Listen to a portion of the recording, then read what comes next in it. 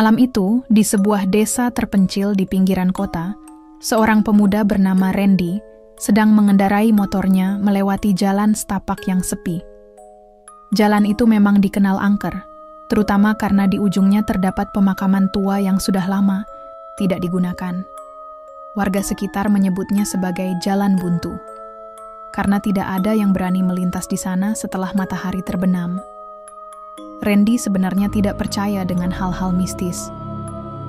Ia sering mendengar cerita warga tentang sosok pocong yang melompat-lompat di sekitar pemakaman, tetapi ia menganggap itu hanya taktik orang-orang tua untuk menakut-nakuti anak muda. Namun malam itu semua keyakinannya berubah. Saat melewati jalan buntu itu, Randy merasakan udara menjadi lebih dingin dari biasanya. Bulu kuduknya meremang tanpa alasan. Di tengah perjalanan, motornya tiba-tiba mati. Ia mencoba menyalakan ulang, tetapi mesinnya hanya berderak tanpa tanda-tanda menyala. Dalam kepanikannya, Randy mendengar suara seperti sesuatu yang melompat di belakangnya. Suara itu semakin mendekat. Saat ia menoleh ke kaca spion, jantungnya hampir berhenti berdetak. Di belakangnya, berdiri sosok pocong dengan kain kafan kusam dan wajah membusuk. Mata sosok itu kosong, tetapi terasa seperti menatap langsung ke arah Randy. Bau busuk yang menusuk memenuhi udara, membuatnya hampir muntah, tubuhnya membeku. Ia ingin berteriak, tetapi suaranya tercekat di tenggorokan. Pocong itu tidak bergerak, hanya berdiri di sana, namun atmosfer mencekamnya terasa begitu nyata. Kemudian, dalam sekejap, sosok itu melompat mendekat. Randy berusaha menghidupkan motornya dengan panik, tetapi mesin tetap mati. Napasnya memburu, tubuhnya gemetar. Ketika ia menoleh kembali, pocong itu sudah berdiri tepat di sampingnya. Dan yang lebih mengerikan lagi, mulutnya bergerak seperti mencoba berbicara. Randy gemetar. Keringat dingin membasahi punggungnya. Sementara matanya masih terkunci pada sosok pocong yang kini berdiri di sampingnya. Ia bisa melihat dengan jelas wajah mayat itu. Hancur, membusuk, dan mata yang tampak kosong tetapi terasa, seolah menatap ke dalam jiwanya. Mulut pocong itu bergerak, seperti mencoba mengucapkan sesuatu. Randy semakin panik. Jantungnya berdebar begitu cepat, rasanya seperti hendak meledak. Tiba-tiba, suara lirih terdengar. "Tolong, lepaskan aku." Suara itu terdengar serak dan berat, seperti datang dari dunia lain. Randy hampir pingsan, tetapi di saat yang sama, motornya tiba-tiba menyala dengan sendirinya. Tanpa berpikir dua kali, ia langsung memutar gas dan melesat meninggalkan jalan buntu itu. Saat ia melirik ke kaca spion, sosok pocong masih berdiri di tempatnya. Tidak mengejar, tidak menghilang, hanya diam, seolah ingin mengatakan sesuatu yang belum selesai. Setibanya di rumah, Randy langsung masuk ke dalam dan mengunci pintu. Ibunya yang masih terjaga melihatnya dengan tatapan khawatir. "Kamu kenapa, Dick? Mukamu pucat sekali." Randy tidak langsung menjawab. Ia masih berusaha mengatur napasnya yang tersengal-sengal. Setelah meneguk segelas air yang diberikan ibunya, ia baru berani berbicara. "Bu, di jalan buntu, aku melihat pocong." Dia bicara. Dia minta tolong. Ibunya yang tadinya khawatir kini tampak tegang. Wajahnya sedikit berubah, seolah mengingat sesuatu yang buruk. "Dik, kamu jangan main-main dengan hal seperti itu. Jalan buntu memang sudah lama angker, sejak makam itu ditinggalkan." Randy mengernyit. Makam ditinggalkan, ibunya kemudian menjelaskan bahwa dahulu, di ujung jalan buntu, terdapat sebuah pemakaman tua yang sudah tidak digunakan lagi. Banyak warga yang menguburkan anggota keluarganya di sana, tetapi sejak beberapa dekade lalu, pemakaman itu terlupakan. Konon, ada beberapa makam yang tidak pernah dibuka kembali untuk proses pemindahan jenazah. Randy semakin merinding. Pikirannya dipenuhi pertanyaan. Apakah pocong yang ia temui tadi adalah arwah dari seseorang yang pernah dikuburkan di sana? Jika benar, mengapa ia meminta pertolongan? Ia tidak bisa tinggal diam. Ia harus mencari tahu rahasia di balik pemakaman itu. Randy tidak bisa tidur semalaman. Bayangan wajah pocong yang ia lihat di jalan buntu terus menghantui pikirannya. Suara seraknya yang meminta tolong masih terngiang jelas di telinganya. Ada sesuatu yang belum selesai, sesuatu yang harus ia ungkap. Keesokan harinya, Randy pergi ke rumah seorang tetua desa bernama Mbah Kasan, orang yang paling tahu sejarah desa dan pemakamannya. Mbah Kasan sudah sangat tua, kulitnya penuh keriput, dan matanya tajam seperti bisa menembus pikiran seseorang. "Kamu lihat pocong itu di jalan buntu?" tanyanya dengan suara serak. Randy mengangguk. Mbah Kasan menghela napas panjang. Wajahnya tampak muram. Dulu sebelum pemakaman itu ditinggalkan, ada satu makam yang seharusnya tidak boleh ditinggal begitu saja. Makam seorang laki-laki yang meninggal dalam keadaan mengenaskan. Ia dikuburkan dengan tergesa-gesa tanpa sempat tali kafannya dilepas. Jantung Randy berdegup kencang. Ia teringat pada suara lirih pocong itu. "Tolong, lepaskan aku." "Siapa orang itu, Mbah?" tanya Randy penasaran. Mbah Kasan menatapnya tajam sebelum akhirnya menjawab dengan suara pelan, hampir seperti bisikan. Dia adalah seorang pemuda yang meninggal karena tidak wajar, dan orang yang menghilangkan nyawanya masih ada di desa ini. Randy tercekat. Ini lebih dari sekadar cerita horor biasa. Ini adalah misteri menghilangnya nyawa seseorang yang terkubur bertahun-tahun. Malam harinya, didorong oleh rasa penasaran dan keberanian yang entah datang dari mana, Randy memutuskan untuk pergi ke pemakaman tua di ujung jalan buntu. Ia membawa senter dan sekop kecil. Kalau memang harus, ia akan memastikan dengan matanya sendiri bahwa makam itu benar-benar ada. Angin berhembus perlahan, membawa aroma tanah basah dan sesuatu yang lebih halus, bau melati. Ketika Randy sampai di pemakaman tua, ia melihat jajaran batu nisan yang sudah tertutup lumut. Ada beberapa makam yang hampir amblas ke dalam tanah, tapi yang paling menarik perhatiannya adalah satu makam yang tampak lebih baru dibanding yang lain, meskipun sudah tua. Ia melangkah mendekat, tapi tiba-tiba suara keras terdengar dari belakangnya. Randy menoleh cepat.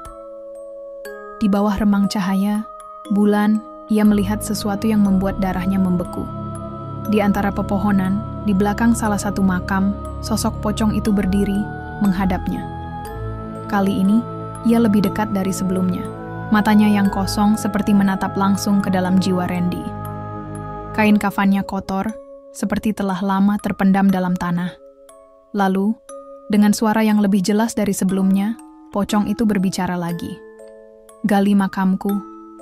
Tolong, lepaskan aku sebelum dia datang." Sebelum siapa datang?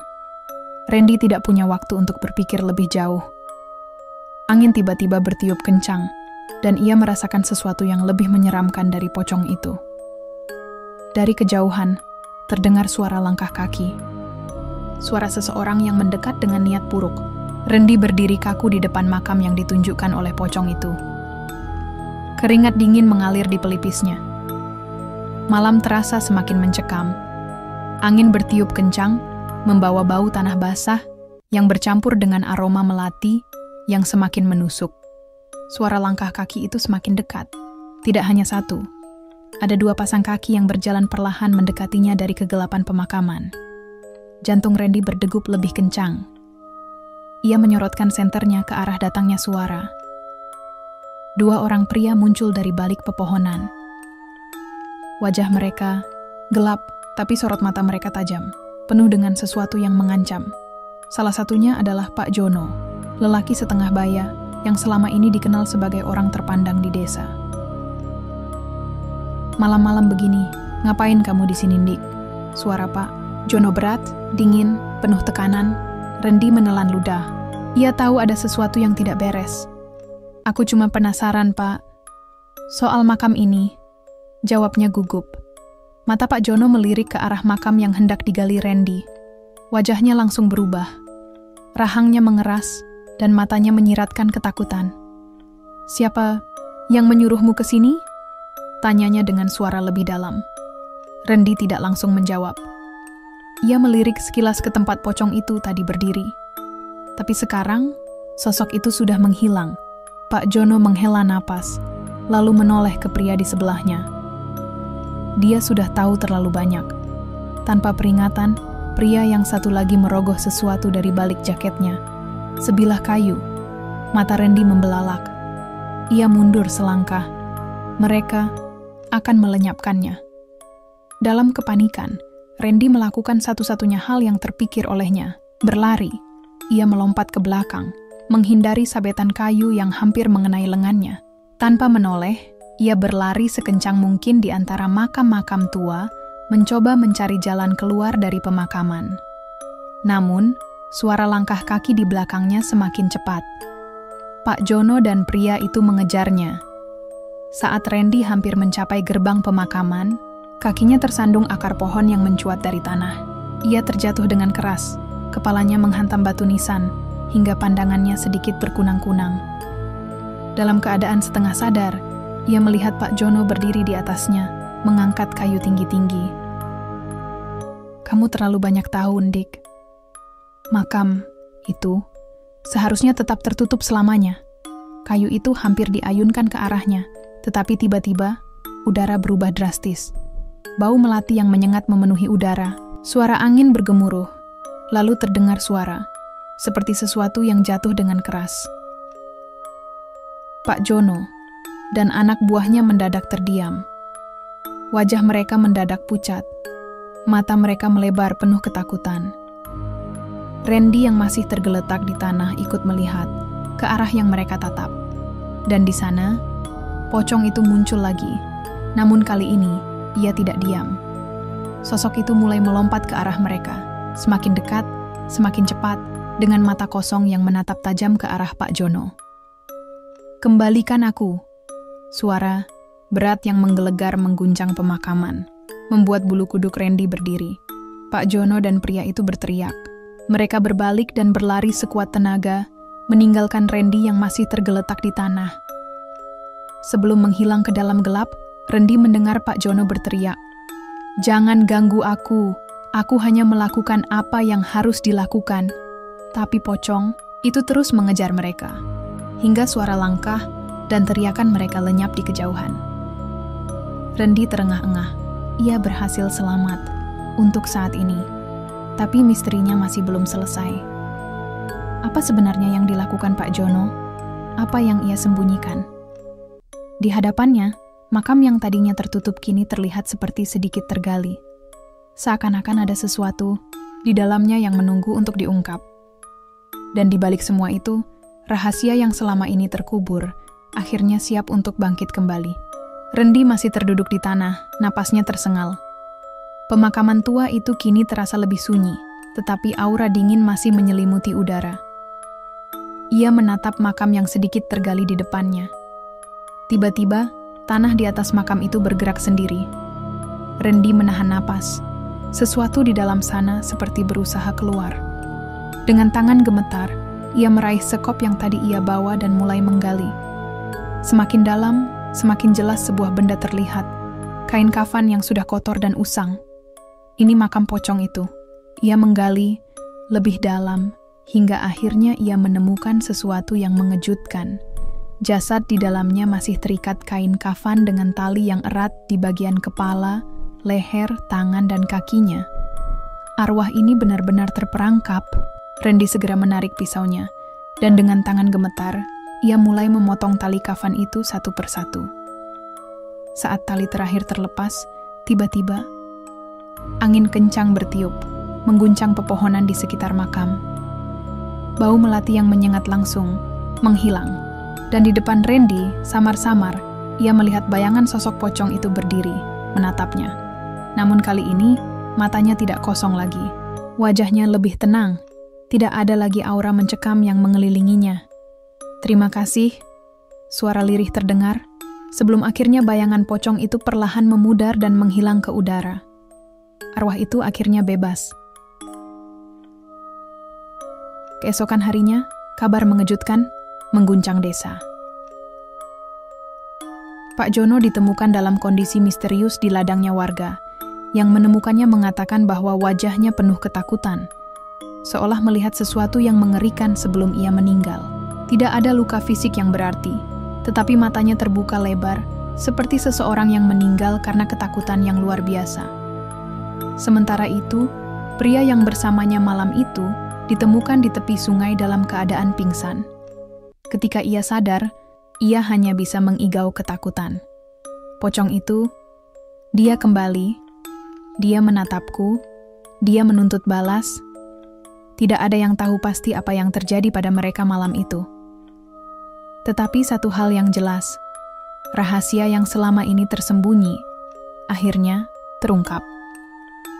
Beberapa minggu setelah kejadian itu, pemakaman tua di Jalan Buntu akhirnya dibersihkan oleh warga. Mereka mendirikan tahlilan dan doa bersama, berharap tidak ada lagi arwah yang tersesat di tempat itu. Randy, meskipun masih dihantui oleh pengalaman mengerikannya, kini merasa lega. Ia telah membantu membebaskan seseorang yang terjebak di dunia ini selama bertahun-tahun. Namun, satu hal masih menjadi misteri baginya. Siapa sebenarnya orang yang lenyap pria di dalam makam itu? Tidak ada yang tahu. Bahkan Pak Jono yang telah meninggal pun tidak bisa memberikan jawaban. Dan meskipun pemakaman itu sudah dibersihkan, beberapa warga masih mengaku mendengar suara langkah lompat-lompat di malam hari. Mungkinkah ada arwah lain yang masih menunggu pembebasan? Ataukah ada rahasia lain yang masih terkubur di dalam tanah, menunggu untuk ditemukan?